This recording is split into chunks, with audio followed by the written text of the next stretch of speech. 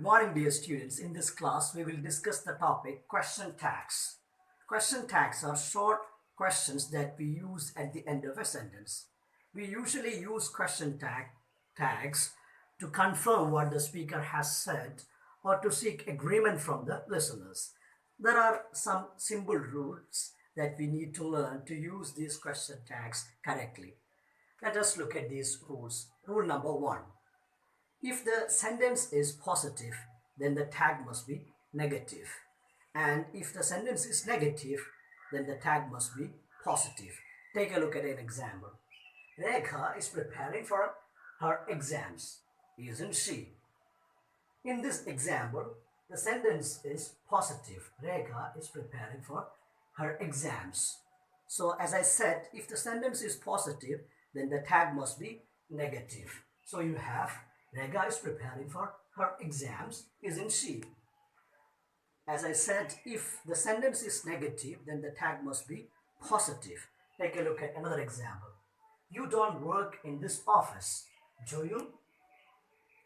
So the sentence is negative, so the tag is positive.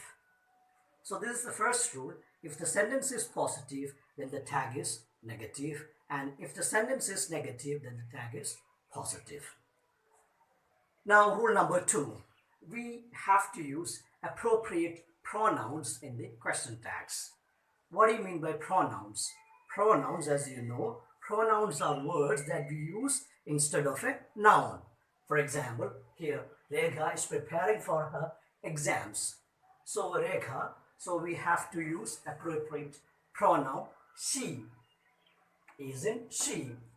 Look at the example. If instead of Rekha, if we are using Rajesh, Rajesh is preparing for his exams, isn't? Instead of she, we have to use he. We have to use he. So the rule number two, we have to use appropriate pronouns in the question tags. Children play cricket. Children play cricket, don't they? Yeah, appropriate pronouns should be used. Rule number two. Rule number three, we have to use appropriate form of auxiliary verbs in the question tags. Hope you know what auxiliary verbs are. Auxiliary verbs, otherwise known as helping verbs, are verbs that we use in sentences, different types of sentences. There are different types of auxiliary verbs. I'm not going to discuss in detail in this class about auxiliary verbs. I'll give you some examples.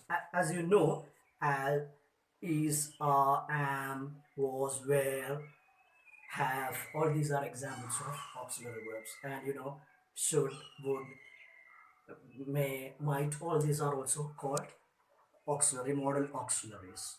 Now look at this. Here it's easy for you to understand the auxiliary. Rekha is preparing for her exam. Isn't she? But some sentences you don't find auxiliary verbs. Look at the third example. She comes from Kerala. Here you don't find an auxiliary verb. So in such sentences you have to use appropriate form of do. Usually in simple present and simple past sentences you don't find auxiliary verbs. So you have to use appropriate form of do. Look at this. She comes from Kerala, doesn't she? In simple present, singular sentences, verbs, you have to use does. Doesn't she? She comes from Kerala. Instead of she comes, if you change the subject, they come from Kerala. You have don't they. Hope you understood. So you have to use appropriate form of do. In simple present, doesn't and don't. Now in simple past, again, look at the fourth example. You heard him speak. You heard him speak, didn't you? Didn't you? Okay, so this is rule number 4. Now let us move on to the rule number 5. There are sentences beginning with words like everyone, no one, nobody, none, etc. Usually these words takes singular verbs. But for the purpose of tag, we consider them as plural and we use plural verb. Look at this. everyone has come. Haven't they? Instead of singular, we have used plural pronoun. Look at this. Everyone has come. Haven't they? Look at our exam. Nobody reached here. Nobody reached here. What is the tag here? Nobody is positive or negative. So it's did they. Okay. So we have to use appropriate pronoun, especially in words like this. We have to use plural pronoun. Yeah. Now let us move on to the next point. Sentences beginning with letters or let's, we use shall we. Let us obey the rules. Shall we? Let's start. Shall we? Okay, hope this is clear.